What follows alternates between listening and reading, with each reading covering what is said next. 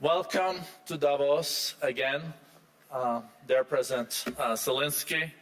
Mr. President, it is really my great honor to welcome you back to Davos. This week, Ukraine and its people once again endured deadly attacks by Russia. We are approaching 4 years since the beginning of the full-scale invasion of Ukraine, the largest European conflict since World War II.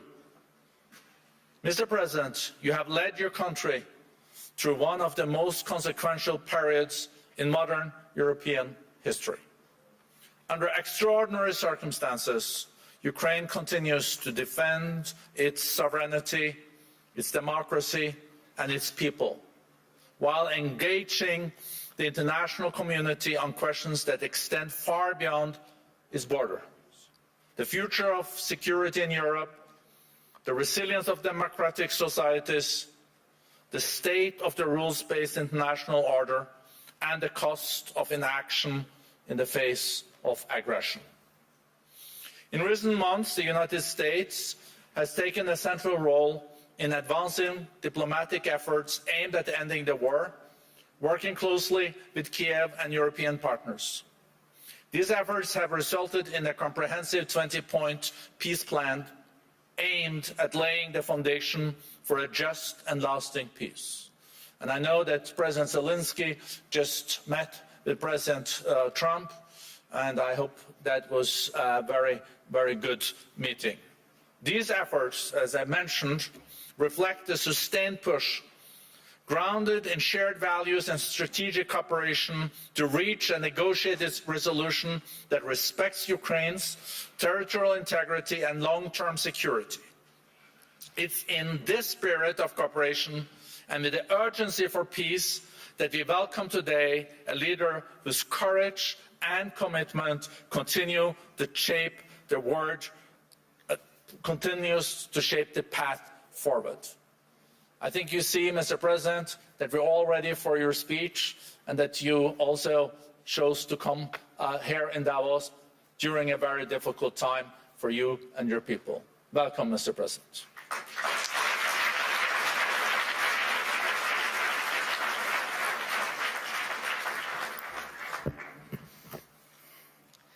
Thank you very much. Dear friends, everyone remembers the great American film Groundhog Day with Bill Murray and Andy McDowell.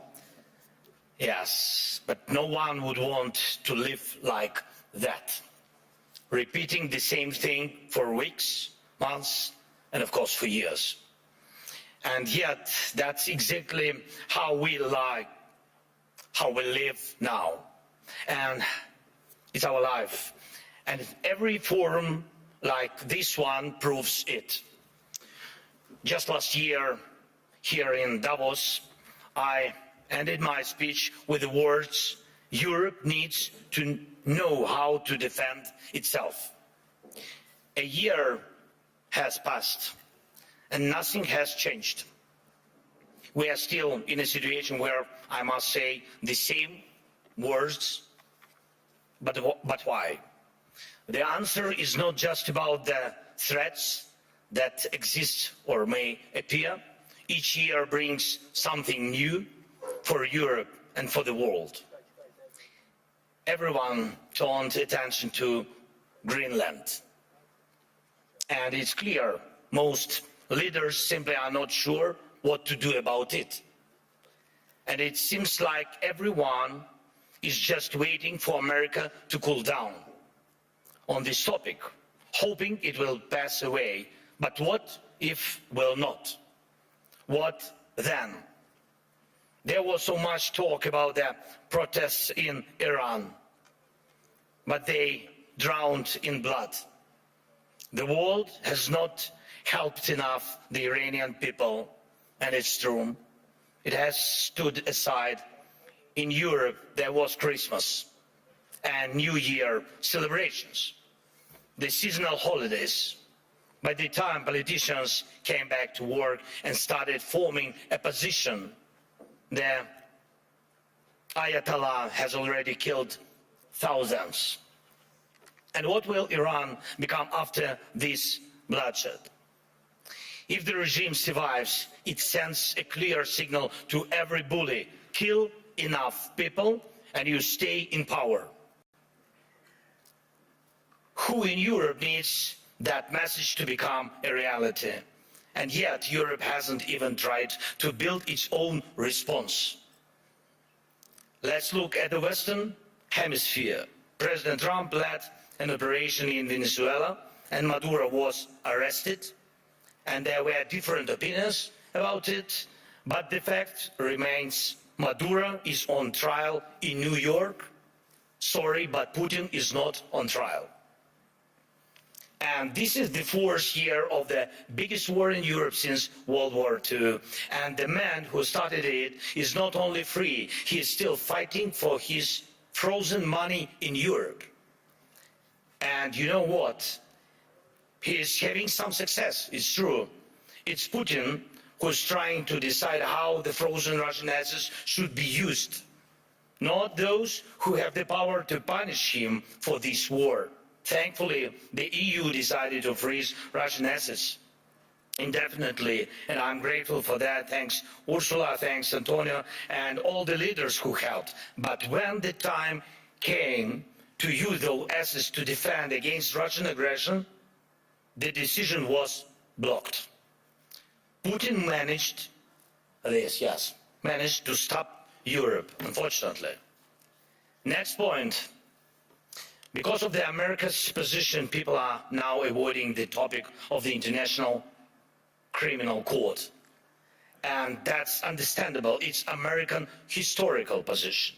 But at the same time, there is still no real progress on establishing a special tribunal for Russian aggression against Ukraine, against the Ukrainian people. And we have an agreement, it's true. Many meetings have taken place, but still Europe hasn't reached even the point of having a home for the tribunal with staff and actual work happening inside. What's missing? Time or political will. Too often in Europe, something else is always more urgent than justice. Right now, we are working actively with partners on security guarantees, and I'm grateful for that, but those are for after the war ends. Once the ceasefire begins, there will be contingents and joint patrols and partner flags on Ukrainian soil. And that is a very good step and the right signal that UK and France are ready to actually commit their forces on the ground, and there is already a first agreement on that. Thank you, Keir, thanks Emmanuel, and all the leaders in our coalition. And we are doing everything to make sure that our coalition of the willing truly becomes a coalition of action. And again, everyone is very positive, but, always but the backstop of President Trump is needed. And again, no security guarantees work without the US. But what about the ceasefire itself? Who can help make it happen? Europe loves to discuss the future, but avoids taking action today, action that defines what kind of future we will have. That is the problem. Why can President Trump stop tankers from the shadow fleet and seize oil, but Europe doesn't? Russian oil is being transported right along European shores. That oil funds the war against Ukraine. That oil helps destabilize Europe. So Russian oil must be stopped and confiscated and sold for Europe's benefit. Why not? If Putin has no money, there is no war for Europe. If Europe has money, then it can protect its people. Right now, those tankers are making money for Putin, and that means Russia continues to push its sick agenda. Next point. I've said it before and I'll repeat it again. Europe needs united armed forces, forces that can truly defend Europe. Today, Europe relies only on the belief that if danger comes, NATO will act. But no one has really seen the alliance in action. If Putin decides to take Lithuania or strike Poland, who will respond? Who will respond? Right now, NATO exists thanks to belief that the United States will act, that it will not stand aside and will help. But what if it doesn't? Believe me, this question is everywhere in the minds of every European leader, and some try to get closer to President Trump, it's true. Some wait, hoping the problem will disappear. Some have started acting, investing in weapons production and etc., building partnerships, getting public support for higher defense spending. But let's remember, until America pressured Europe to spend more on defense, most countries were not even trying to reach 5% of GDP, the minimum needed to ensure security. Europe needs to know how to defend itself. And if you send 30 or 40 soldiers to Greenland, what is that for? What message does it send? What's the message to Putin, to China?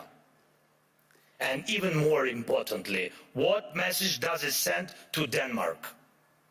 The most important, your close ally.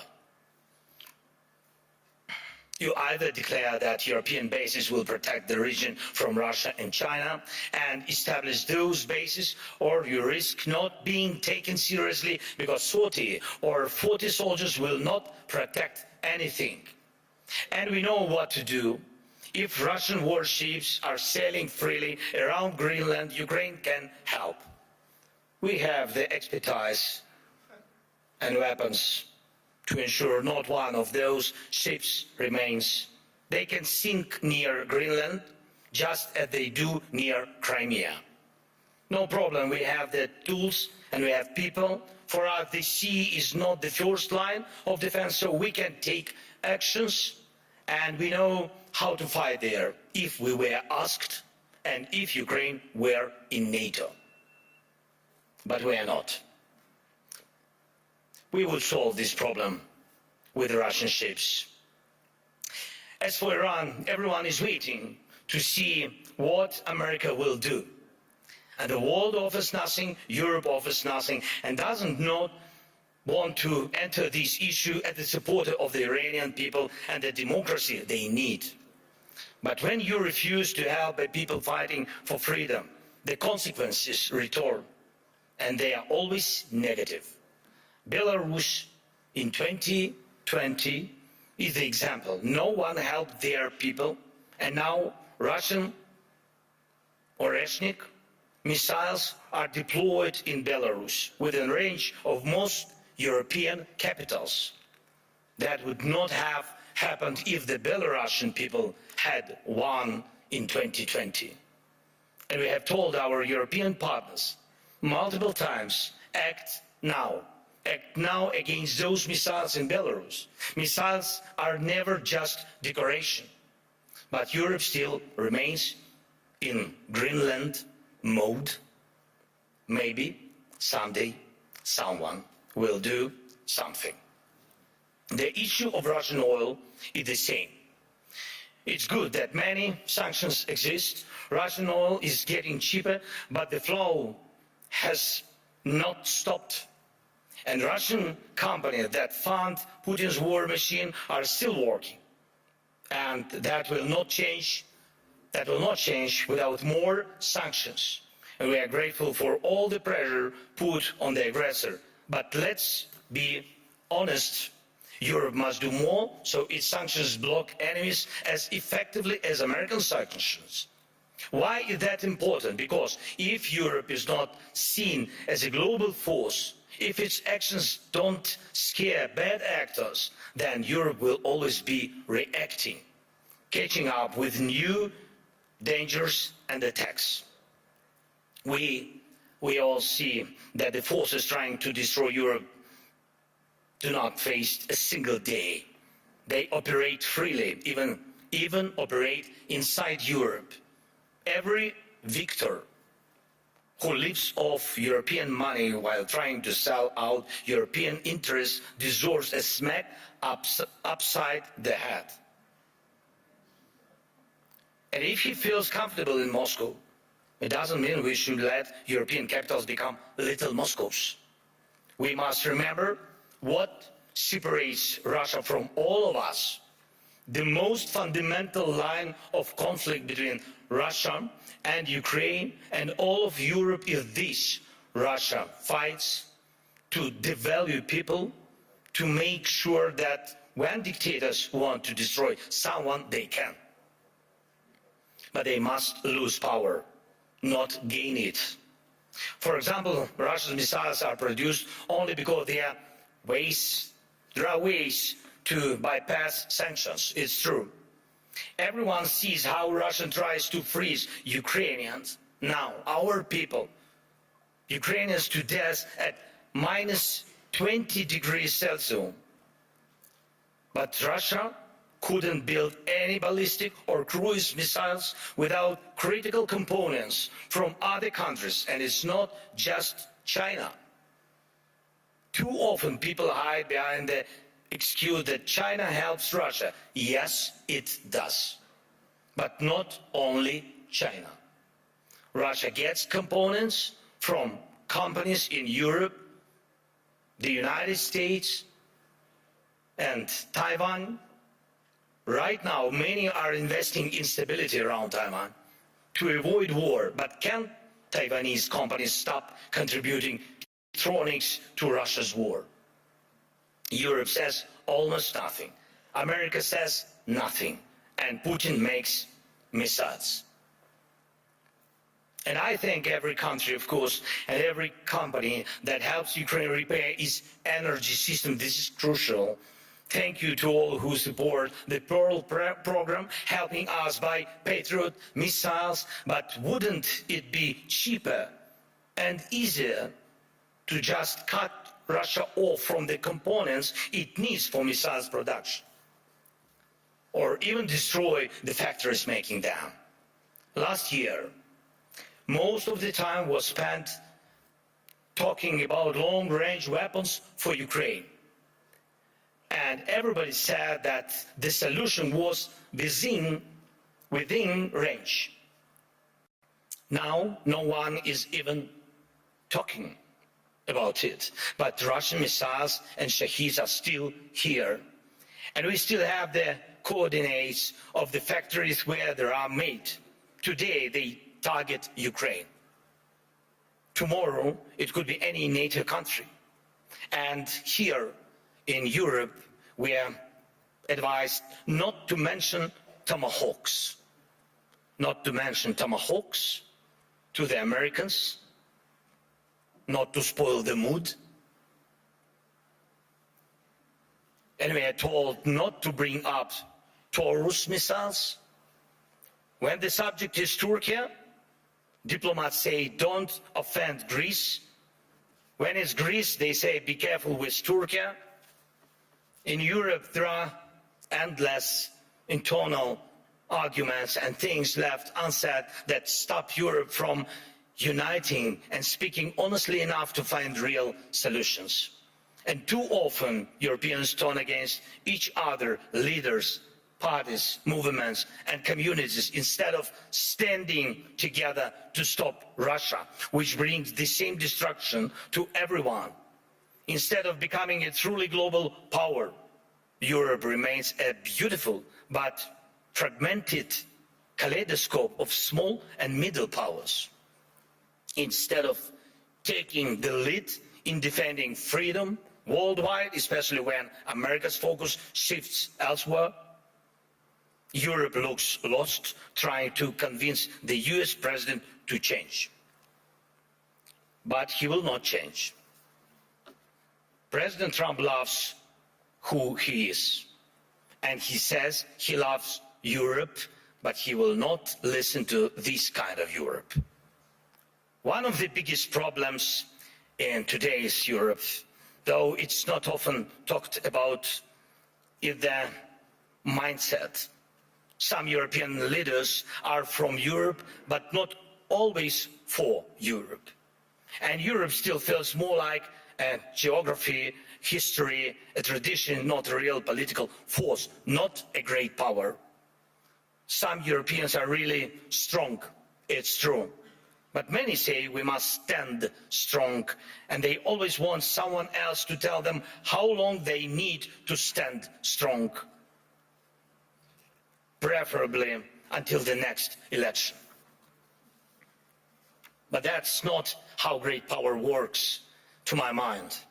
Leaders say we must defend European interests, but they hope someone else will do it for them. And speaking of values, they often mean valueless. They are all like, we need something to replace the old world order with. But where is the line of leaders who are ready to act? Act now, on land, in the air, at the sea, to build a new global order. You can't build the new world order out of words. Only actions create real order. Today, America has launched the Board of Peace. Ukraine was invited, so was Russia, Belarus, though the war hasn't stopped. And there is not even a ceasefire. And you have seen who joined. Everyone had their reasons. But here is the thing. Europe hasn't even formed a united position on the American idea. Maybe tonight, when the European Council meets, they will decide something. But the documents were already signed this morning, and tonight they might also finally decide something on Greenland. But last night, Mark Rutte had spoken to President Trump. Thank you, Mark, for your productiveness. America is already changing its position, but nobody knows exactly how. So things move faster than we. Things move faster than Europe. And how can Europe keep up? Dear friends, we should not degrade ourselves to secondary roles, not when we have a chance to be a great power together. We should not accept that Europe is just a salad of small and middle powers seasoned with enemies of Europe. When united, we are truly invincible.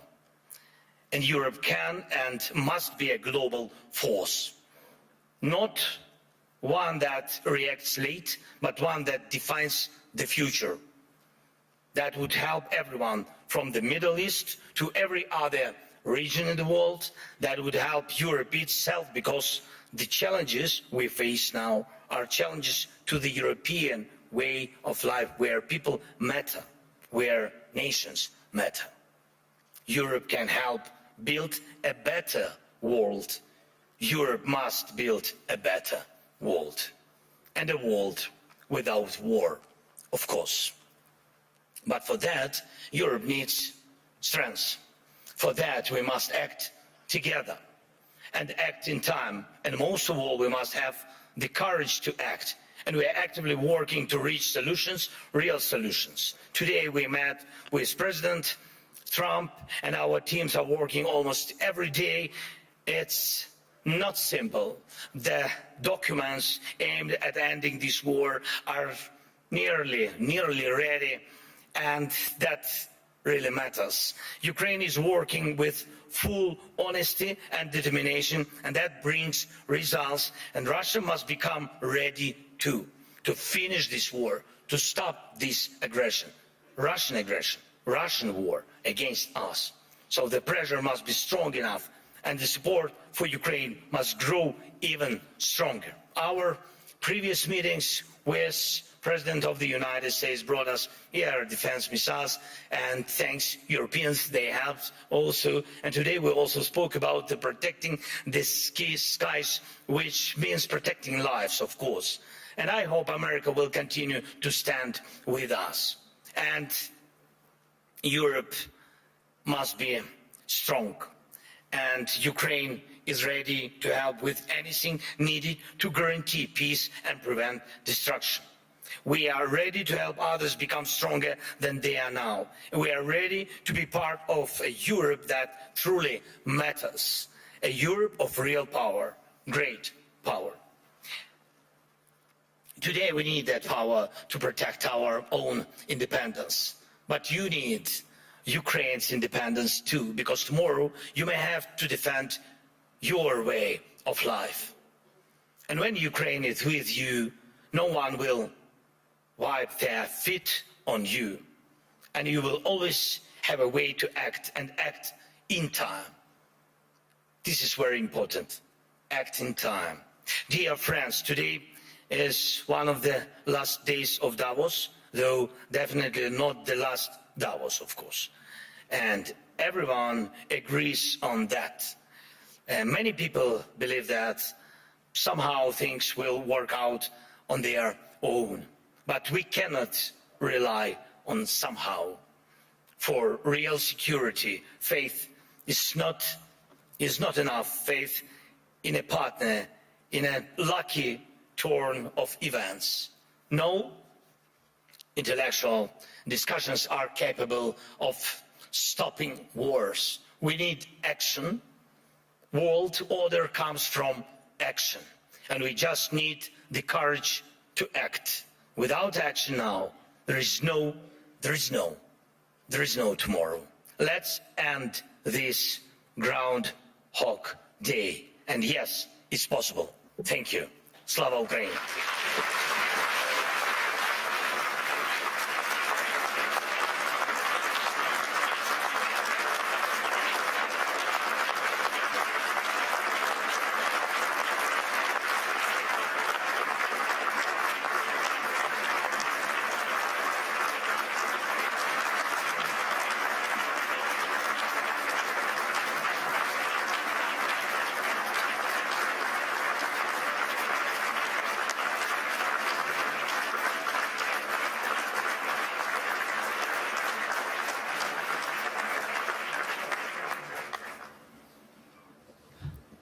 The President wanted me to sit, but I think you deserved every part of that standing ovation. Thank you so much. Mr. President. It is very good to have you back. How did your meeting with President Trump go? Honestly, Of course, honestly. But of course, in the interest of your country. yes, it was in the interest of my country. Yeah, the meeting was, I I think, would never question that. No. The meeting was good, thanks to President, and thank you that he found time for us. And it's really,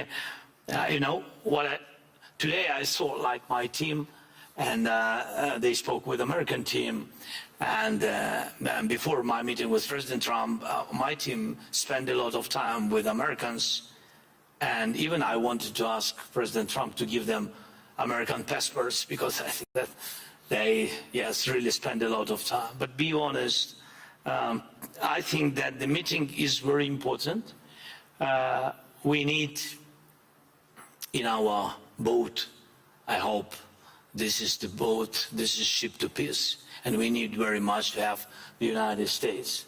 For the future, for security guarantees, we understand that Europe has to be more stronger, but Europe will need time.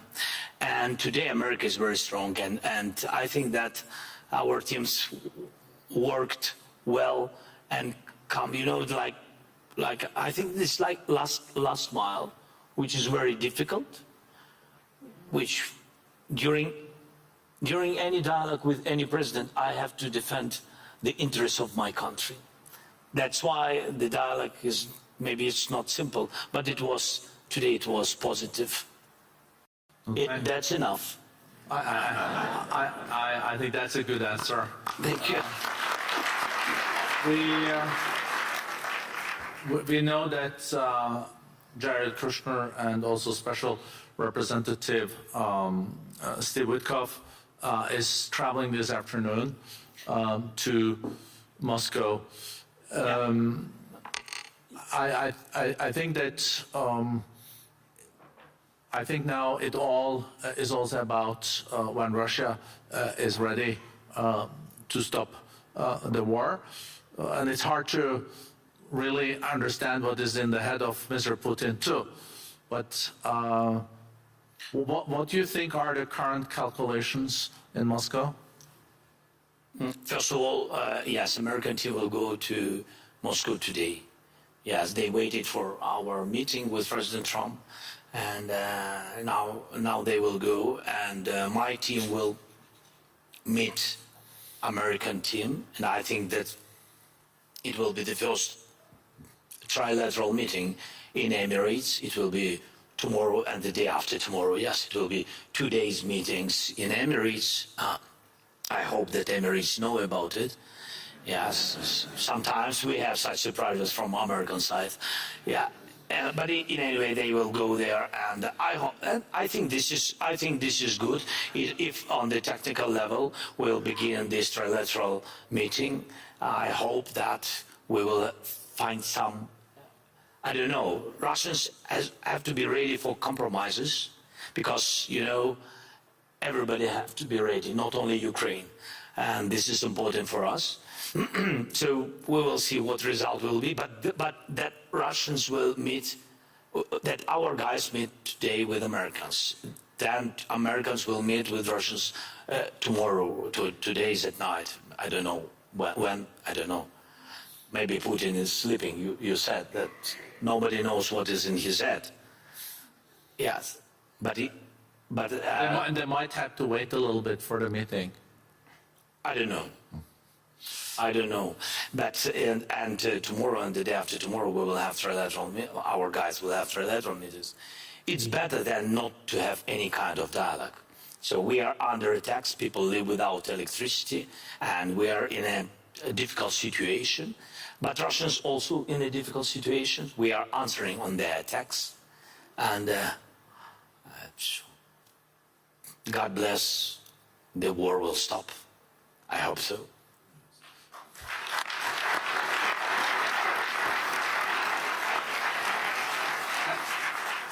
And what is now the most difficult part for Ukraine? We know it's attack on your whole energy system and electricity, but then there are also the casualties on the borders. So the humanitarian situation is more challenging now than a year ago. Yes, with Russia attacks energy, and they are focusing on it. And this is not a secret. This is not a mistake. This is their goal, to make blackouts in Ukraine.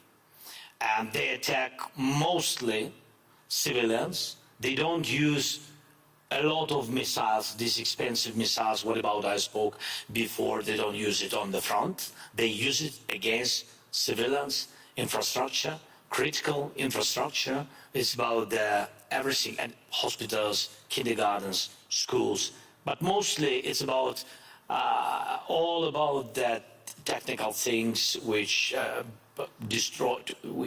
which are focusing on destroying electricity, heating systems, water supplies, everything. Yes, this is where we are. This is the face of Russia, and really this is the face of this war. We have defending systems. We are really created, I think, great ideas with drones, interceptors. We'll use them. We really produce them about 1,000 per day. We really produce about around that. But it's not enough. It's still not enough. Russia has 500 about 500 drones, Iranian drones, each day, and dozens of missiles, ballistic missiles. And even those systems what partners gave us, of course they could give us more. Yes, and I spoke with President Trump today about it again, and I hope it was the last words, my last words. You know, like in Ukraine said, everybody remember only the last words. So my last words been several times to President Trump: don't forget about air defense, don't forget about Patriots. And so this is very important for us. during this winter. So I think that this is all these attacks. I can't say that these attacks make us stronger, because it's about our people. The people, I mean, they are surviving. They are surviving in any case, but they are heroic people, civilians and soldiers, because they are not losers of this war, and this is important. They fight for their families, houses, and of course, for the freedom, and of course. Wow. Would you be willing to say something on about the situation on the borders? You mean contact line? Yeah, contact lines. It's Russia wants to have a border there, but it's contact lines. I'm glad you corrected me, Mr. President. No, it's okay. It's not the first time for me. It is not okay, but you know, coming back to the borderline. So, would you like to say something about? Yes. Look, I mean this again, it's about technologies, and I wanted to show you, but I had some technical questions, but I wanted to show you how we work. We see online the war, we see the real enemies, we see our losses and Russian losses. Russian losses are the biggest what they had ever. So I'm just sharing with you, the real statistic is 35,000 killed per month. 35,000 soldiers. Last year, these months, it was about 14,000. So Russia is not thinking about it, but we think about it. We think how they lose and how many soldiers they lose. We know that they mobilize 43,000 per month, and they begin to lose 35. From these 43, you have to know that about 10-15% are run away, and there are some wounded, but you can understand that their army stopped increasing. This is important because of our drones technologies and our operators of drones. But in any way, we want to stop tomorrow this war, of course. But you have to know that if the war will continue, Russia will start to lose the number of their army, or Putin will decide to mobilize this country, his country, I mean. Maybe last question, because I know you also need to go back to Kiev. It was not interesting with me, yes. Your people is behind you and showing my watch all the time. I would love to continue for another 15 minutes, Mr. President. So, but not more. 15 is okay? No. No. Okay. So the last question. Yeah. So my last question, Mr. President. How can the people here at the World Economic Forum and in Davos support the most? I think you heard the applause. I think everyone wants to also show solidarity with you and the country. To defend our land, this is a very expensive task. So if during Economic Forum we can find as more businesses as possible which can open offices in Ukraine, it means that you really trust and you believe that peace will come, and that you really, yes, a little bit risk now, a little bit. We decided at the beginning, be honest today, a little bit, but we need your offices and companies. It means that you believe and you trust in Ukraine, in our independent life after the war. This is the biggest chance what you can do to invest now, to give jobs for our people. And I think this is the most important. This is real support, not words, real support. Jobs, money, investment, come often to Ukraine. Thank you. Thank you.